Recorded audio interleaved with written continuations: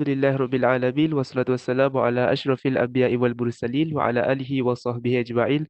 Subhanaka la ilma lana illa ma 'allamtana innaka antal alimul hakim. Rabbi shrah lana sudurana wa yassir lana umurana wahlul 'uqdatam min alsinatina yafqahu aqwalana. Rabbana zidna ilman warzuqna fahman. Pertama sekali marilah kita sama-sama buka majlis kita dengan bacaan umul kitab Al-Fatihah.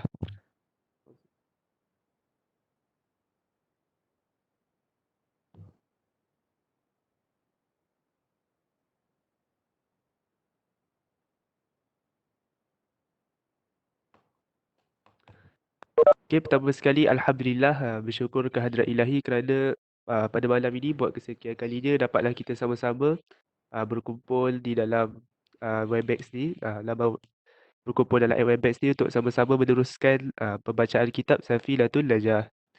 InsyaAllah pada malam ini kita akan masuk pada fasal Fima Yahrumu Alal Muhdith, perkara-perkara yang haram bagi mereka-mereka yang berhadas.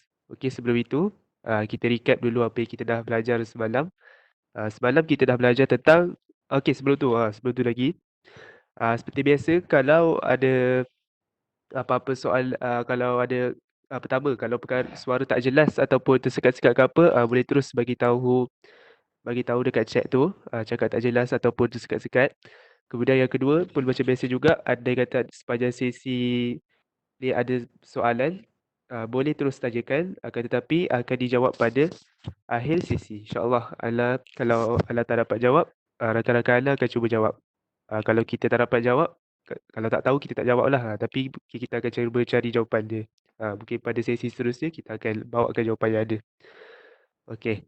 So kita recap balik sikit sebanyak apa yang kita dah belajar semalam. Perkara-perkara yang membatalkan wuduk. Yang pertama, al-khariju bil ahadits sabilaini bil qubulil aw duburil.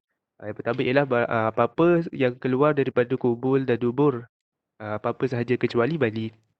Tak kisahlah yang keluar tu, macam ada cakap semalam, dia tertelan butang, kemudian keluar daripada dubur dia tu butang kan. Kira batal juga. Kemudian yang kedua, zawalul aqli bilaumin aw ghairihi illa law baqa'idin mumakkinil maka adatahu minal ard. Yang kedua ialah hilangnya akal, sama ada hilangnya akal itu dengan sebab gila, pengsan, ataupun dengan tidur. Kecuali tidur duduk yang di mana tetap kedudukannya di atas tanah. Kemudian yang ketiga ialah iltiqa'u basyaratai rajulin wa imra'atin kabiraini ajnabiyaini bil ghairi ha'ilin, bersentuhnya kulit antara lelaki dan perempuan yang telah besar, yang bukan mahram yakni ajnabi, tanpa ada pelapik. Kemudian yang keempat ialah masukubulil adami au halaqati duburihi bi batni rahati au butunil asabi'. Yang keempat ialah menyentuh kemaluan manusia ataupun halaqah duburnya, lubang duburnya, di batni rahati dengan telapak tangan ataupun butunil asabi'. Yakni butunil asabi' apa? Ah, Perut jari, ataupun dengan perut jari. Okey. Itu apa yang kita dah belajar semalam. Okey, Izham boleh scroll. Okey. So hari ini kita masuk pasal faslu fi ma yahrumu 'alal muhdits. Pasal pada menerangkan uh, perkara-perkara yang haram bagi orang-orang yang berhadas.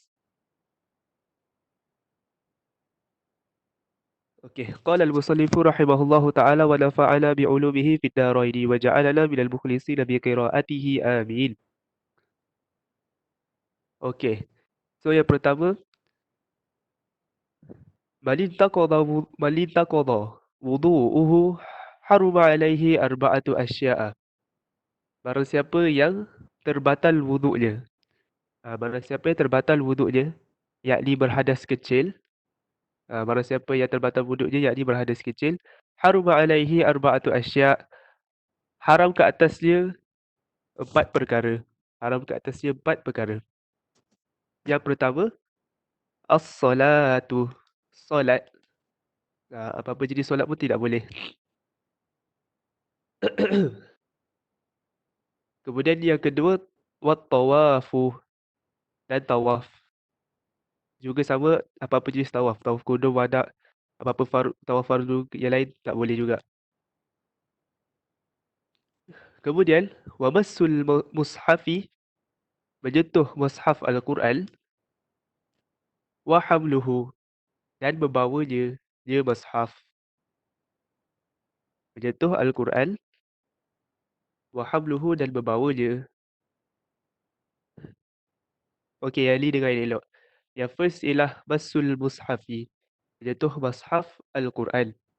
Jadi apa yang dimaksudkan dengan mushaf Al-Quran, apa yang dimaksudkan mushaf Al-Quran ialah disebutkan dalam kitab Nihayatul Zail, disebut mushaf Al-Quran yang dimaksudkan ialah benda yang ditulis, benda yang ditulis padanya sesuatu daripada ayat Al-Quran.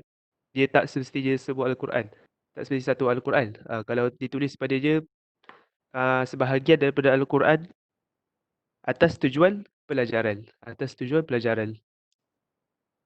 Itu dimasukkan mushaf Al-Quran. Tak kisahlah ditulis tu di atas kayu ke dinding ke apa. Apa-apa yang tertulis padanya syai'un minal Quran, apa-apa daripada Quran atas tujuan pembelajaran, maka itu kita panggil dia sebagai mushaf. Maka mereka yang berhadas tidak bolehlah menyentuh mushaf. Itu yang maksudkan mushaf di sini.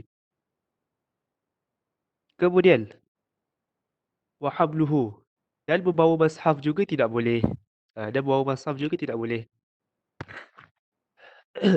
Jadi pun dengar elok juga. Jadi pun dengar elok juga. So, membawa Al-Quran tu macam mana? Sebagai contoh je, sebagai contoh sebab pegang dah memang haram kan. So, sebagai contohnya, ada orang dia nak bawa Al-Quran. Dia nak contoh daripada rumah dia, dia nak pergi ke sekolah. Sambil nak gerak ke kelas tu, kita kata kelas lah. Daripada asrama ke kelas.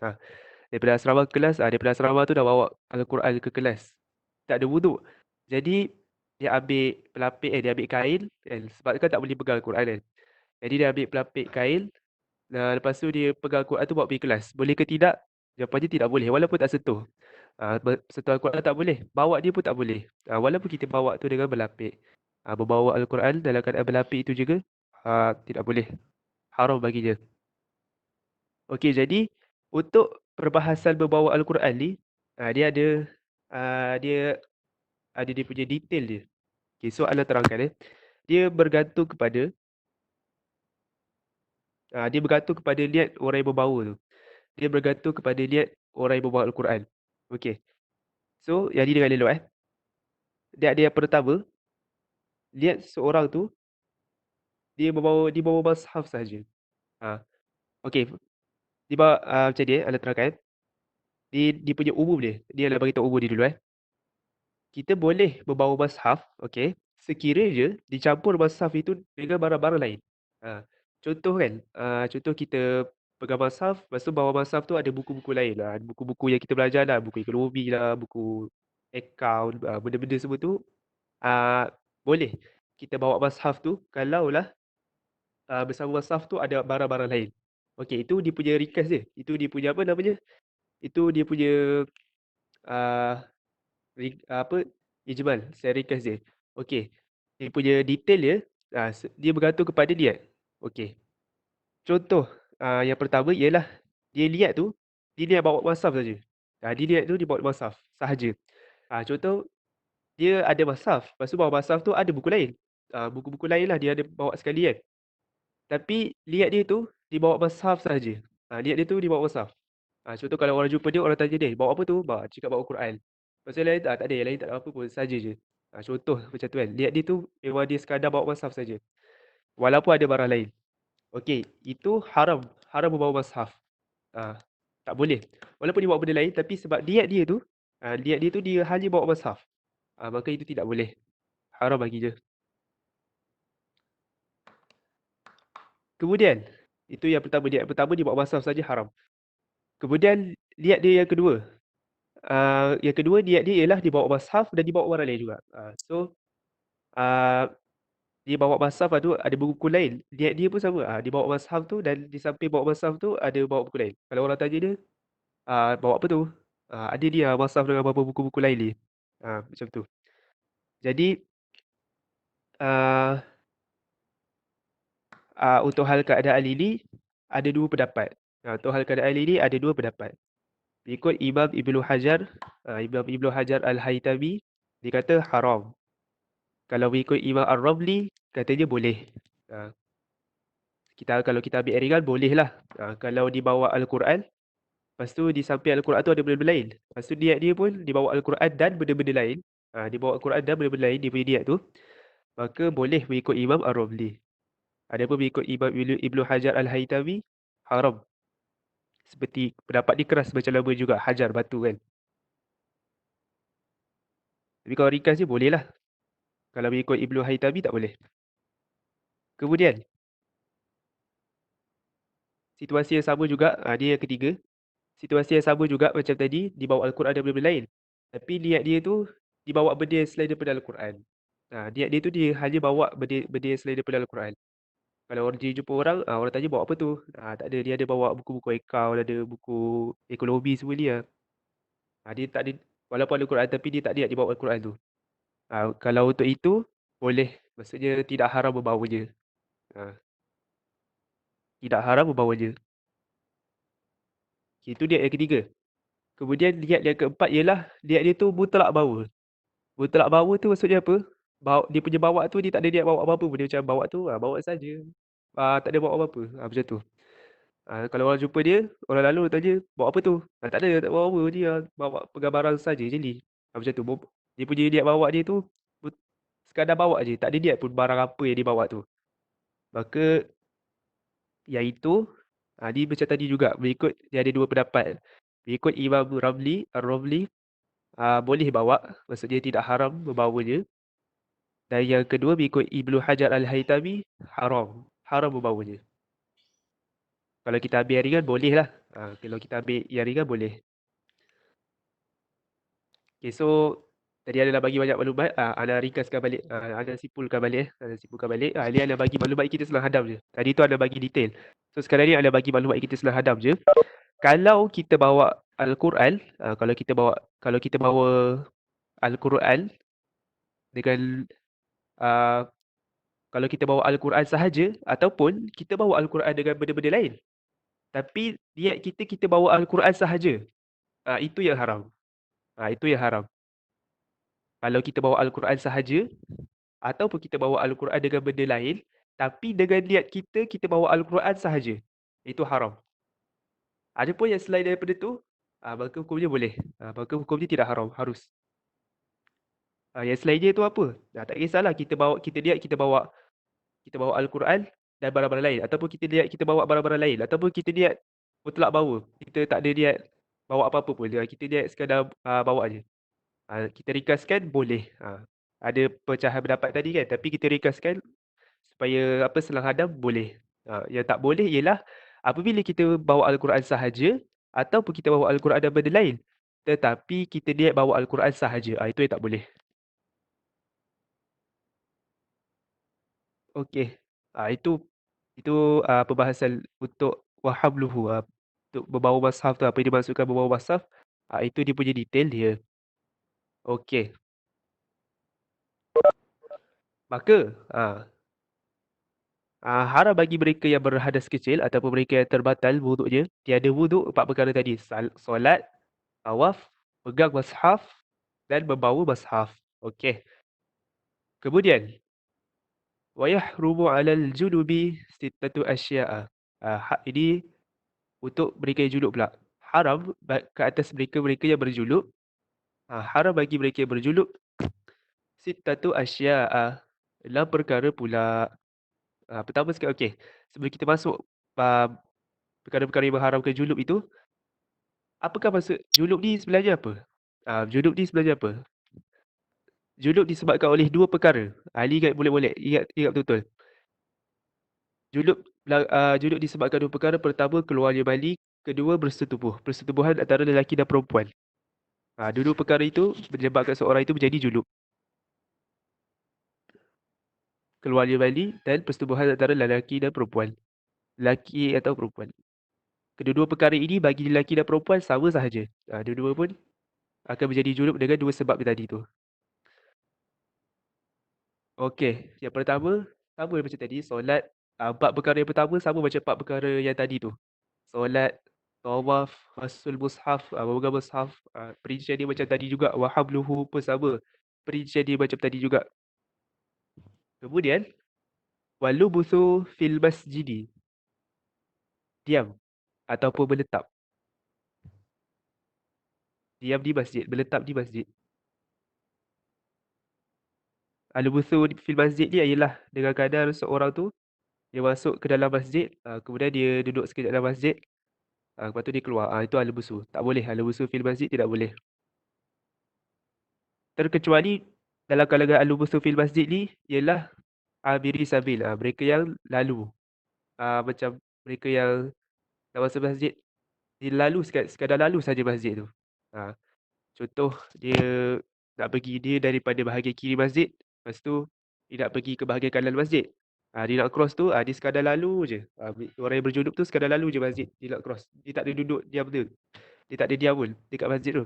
Dia terus dia lalu je, dia cross dari kiri ke kanan. Itu tak apa. Ataupun contoh kita ada anak kan. Ah, kita dalam keadaan berjuluk. Lepas tu anak kita main-main masuk dalam masjid. Kita dah itu berjuluk. Kita pun masuk dalam masjid, habis anak kita keluar. Itu pun kita tak apa lagi. Itu pun masih dikira amiri sabil. Itu tak apa. Itu al-busu fil masjid. Kemudian, last sekali qiraatul Quran. Membaca Al-Quran. Maka haram bagi mereka yang berjuluk membaca Al-Quran. Haram bagi mereka yang berjuluk membaca Al-Quran. Tadi, mereka yang berhadas kecil, mereka yang tidak berwuduk, boleh ke baca Al-Quran? Boleh, tak ada masalah. Bahkan pahala dia penuh. Penuh dapat pahala full macam biasa. Mereka yang membaca Al-Quran dalam keadaan tidak berwuduk. Cuma je kalau baca berwuduk, berlipat-lipat kali ganda. Jadi katakan sehingga 10 kali ganda dia punya pahala yang dapat tu. Kalau baca dalam keadaan wuduk. Ada pun mereka yang berjuluk, tak boleh baca Quran pun tidak boleh. Apatah lagi pegang dan bau. Tidak boleh. Okey. Next. وَيَحْرُمُ بِالْحَيْضِ عَشْرَةُ أَشْيَاءَ.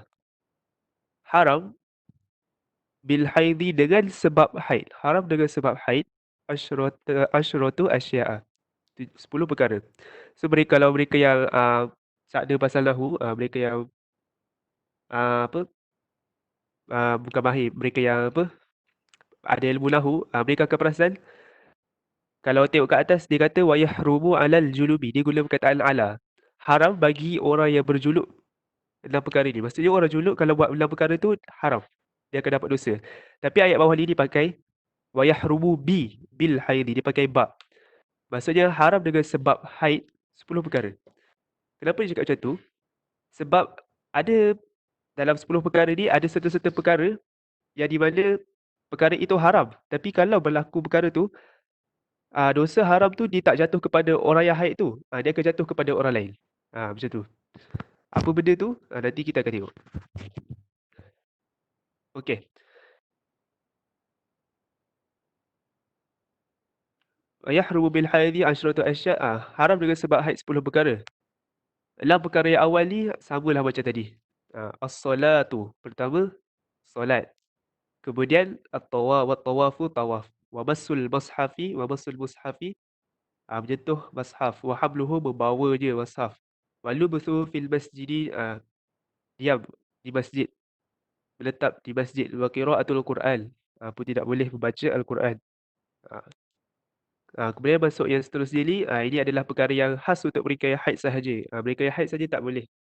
Mereka yang haid saja, mereka yang perkara-perkara ini dengan sebab haid akan menjadi haram. Okey, as-saumu, puasa. Ini semua maklum. Kemudian at-talaqu, talak. Okey. Jadi kalau tolak seorang wanita, kita semua sedia maklum haid ni berlaku pada wanita je kan. Seorang wanita ditalak kan, ditalak pada waktu dia haid. Yang berdosa dia siapa? Wanita itu ke?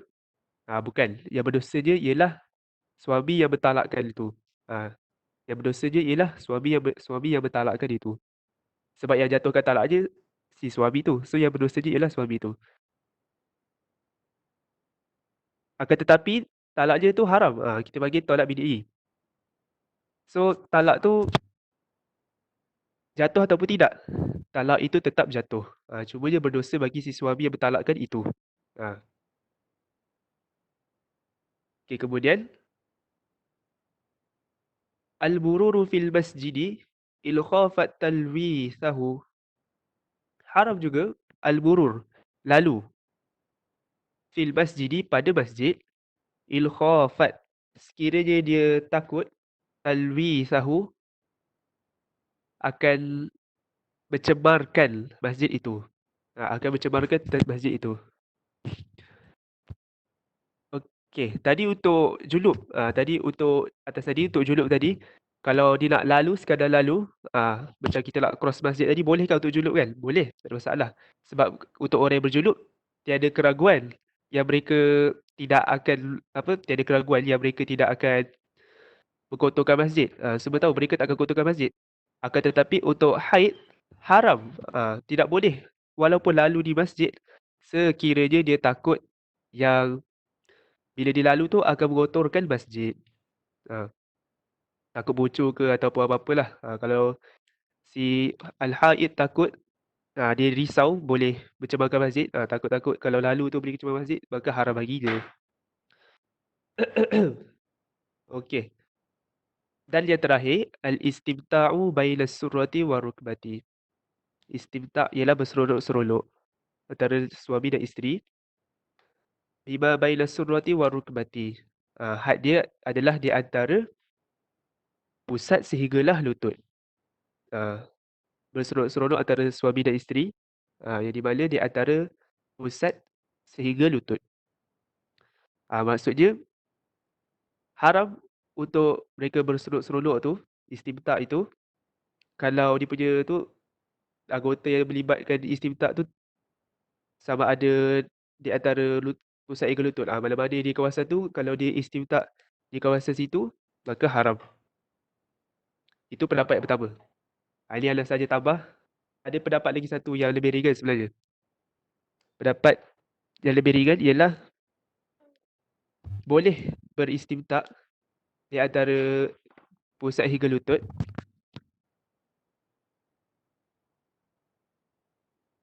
Boleh beristimta' di antara pusat sehingga lutut selagi mana tidak berlaku persetubuhan. Selagi mana tidak memasukkan tidak berlaku, uh, tidak masuk tidak masuk zakat ke dalam faraj. Tidak berlaku persetubuhan lah kita kata. Ini ada saja share pendapat lagi satu. Pendapat dia kata boleh je istimta', tak ada masalah di antara pusat hingga lutut. Selagi mana tidak berlaku persetubuhan itu. Maksud persetubuhan tu, masuk je kepala zakar ke dalam faraj wanita itu. Itu yang dimasukkan dengan persetubuhan itulah. Ini ada saja share. Okay. So, kita recap balik apa yang kita revise balik. Okay, last kita revise balik apa yang kita dah belajar daripada awal tadi. Yang pertama, kita dah belajar tentang perkara-perkara yang diharamkan bagi seorang yang berjuluk. Ada 4 perkara. Solat, berjuluk pula. Batal, mereka yang tidak berwuduk. Mereka tidak berwuduk, berhadas kecil.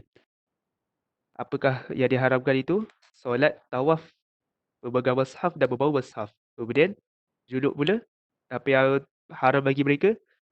Solat, tawaf, berpegang mushaf, membawa mushaf. Dan juga tambahan lagi 2, al-lubsu, diam di masjid. Diam di masjid. Dan apa lagi satu? Dan membaca Al-Quran. Dan haram pula dah haram dengan sebab haid. Apa dia ada 10. Solat, tawaf, berpegang mushaf, membawanya, diam di masjid, membaca Al-Quran.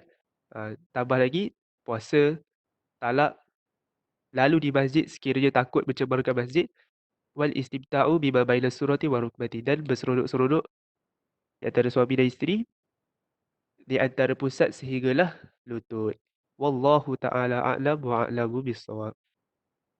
Okey. Ada lagi 4 minit. Ada sesiapa yang mempunyai soalan? Kita buka session Q&A.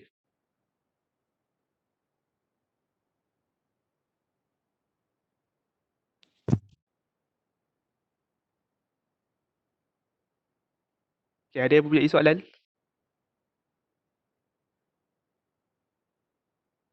Allah.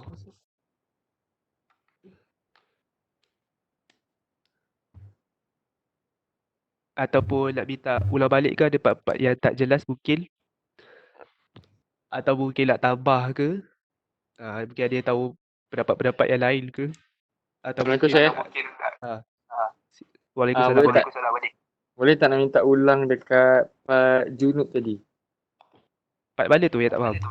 Sebelum masuk dekat perkara-perkara yang haram dilakukan oleh orang yang junub tu, yang diterangkan pasal junub tadi tu. Oh, okay, julub Julub tu apa? Ya, ya. Ah, Terima kasih. Julub, yang menyebabkan julub ini dua perkara. Yang menyebabkan seseorang itu menjadi julub ada dua perkara. Yang pertama ialah uh, keluarnya mani, dan yang kedua ialah berlakunya persetubuhan. Berlakunya persetubuhan. Dua perkara itu bila berlaku dua perkara itu, ah, maka seorang itu menjadi julub. Tidak kisahlah dia lelaki ke perempuan. Kalau berlaku antara dua tu, maka berjulub. Jadi, Maksudnya, ya, teruskan. boleh tanya sikit lagi tadi. Jadi maksudnya melakukan persetubuhan tu, maksudnya kalau jika lelaki tu memasukkan zakarnya, maksudnya kadar kadar kepala zakarnya sahaja dalam faraj pun walaupun tidak keluar air mani lagi, jadi itu telah dikira junub lah, betul? Ya, betul. Telah dikira setubuh. Okey, terima Ya, kasih. betul. Okey. Okay, kemudian ada soalan. Maksudnya Quran tafsir pun dikira mushaf. Kalau macam buku pelajaran yang ada ayat Quran pun dikira mushaf. Okey, bagus soalan ni. Okey. Untuk Quran atau Quran yang kita kata tafsir ataupun terjemahan ataupun buku-buku tu, dia ada perbahasan lain yang di mana dia dalam tu perbahasan tu dia menceritakan kalau dalam sesuatu tu, dalam apa kita panggil sesuatu yang terkandung ayat Quran tu kan, dalam contoh buku, lepas tu dalam buku tu ada ayat Al-Quran, maka buku itu dalam ayat Quran tu pun digunakan untuk tujuan pelajaran jugalah. Dan buku tu pun dia ada dalam benda tu dia ada benda-benda lain juga. Ada pelajaran lain. Maka buku tu pun kena ambil mudah juga tu untuk kita pegang. Maka ada perbahasan kat situ, agak panjang perbahasan dia. Ada yang kata ada ada yang mengatakan kalau jumlah kalimah perkataan Al-Quran tu lagi banyak daripada benda lain yang selain daripada kataan Al-Quran itu, maka kalau ayat Al-Quran tu yang lagi banyak, maka perlu ambil wuduk. Kalau lagi banyak benda-benda yang selain daripada Al-Quran, macam buku teks kan, apa-apa buku teks yang kita belajar syariah tu kan. Kadang-kadang ayat Al-Quran dia letak sepotong je, lepas tu dia punya isi yang lain tu lagi banyak kan. Maka itu tak apa.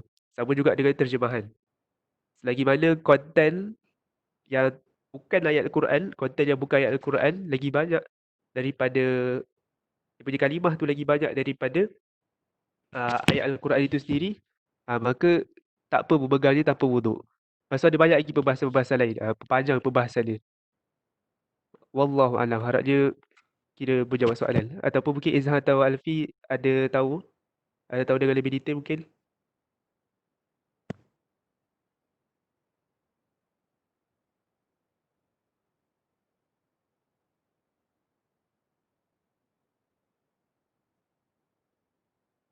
Kemudian ni saudara Alfi tambah lagi untuk qiraah Al-Quran. Kalau dalam Yakut, dalam kitab Yakut wal Hafiz dikaitkan dengan niat membaca. Maksudnya ada niat membaca tu untuk qiraah Al-Quran. Untuk syarat qiraah Al-Quran tadi, dibaca tu dengan niat membaca. Memang ada niat membaca tu. Bukan kerana benda lain. Okey. Jam dah tunjukkan 10.30. Okey, kita bagi chance lagi. Pokok ada lagi nak bertanya?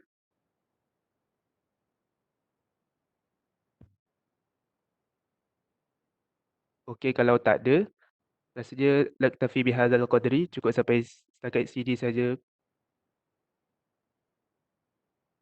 Okey, jap last.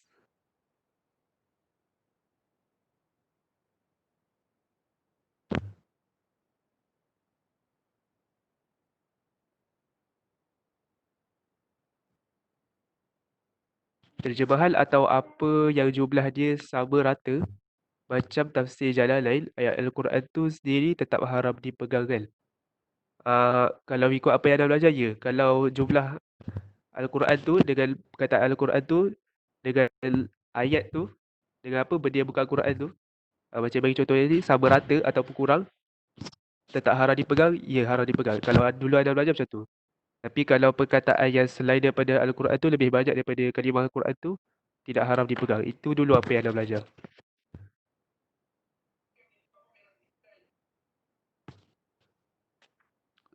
Okey. Okey, sekali lagi itu saja untuk hari ini. Syukran ala husni istima'ikum wa musyarakatikum.